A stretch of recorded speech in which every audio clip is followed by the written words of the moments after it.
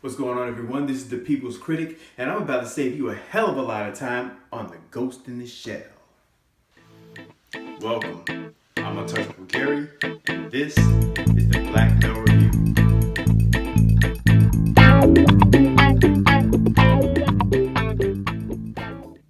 Look, I understand a lot of you are anime fans, huge anime fans like myself. Hell, I've been an anime fan since they used to call it Japanimation, so I understand that no matter what any critic says, you're going to go see the movie regardless. But what I want you to understand before you go out and see the movie is that there's never been a really great American adaptation of anime, and it did not start now. Alright, first of all, let's get the housekeeping out of the way. I understand the whitewashing was a huge thing, and I can understand why, because the movie is actually based in Asia, so why are they having all these American actors when they could just get an Asian actor to fill that role?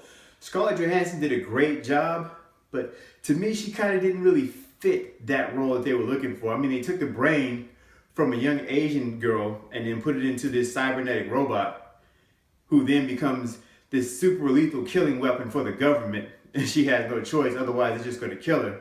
So that's a pretty much bad situation to be in anyway. But granted all that took place, there was no accent or anything that Scarlett Johansson had. She just spoke just great American, which didn't really make much sense and is not very consistent with the actual anime, cartoon, or comics. Okay, so it did have a few good action scenes, but overall it's a very slow, boring, methodical movie. You're not gonna be that interested. It doesn't really draw you in like some of the other action movies do. This one's probably gonna put you to sleep. I almost fell asleep on it twice myself. One good thing I can say about the movie is the CGI graphics were outstanding. They were very consistent with the comic book, with the movie, with everything that's anime is in this movie with the CGI graphics. But they should have spent more of that money on the actual storyline. They give us two villains. One villain ends up being a hero, and the other villain, he's not really that interesting anyway.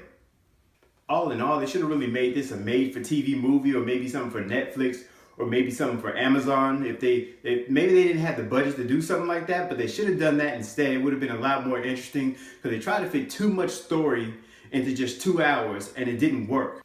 It made the story boring. It was all over the place. People who aren't familiar with the anime or the series, they're not really going to get what's going on. So that's what's going to throw off the regular moviegoers. If you're just a regular moviegoer and not an anime fan, you're definitely not going to enjoy this movie.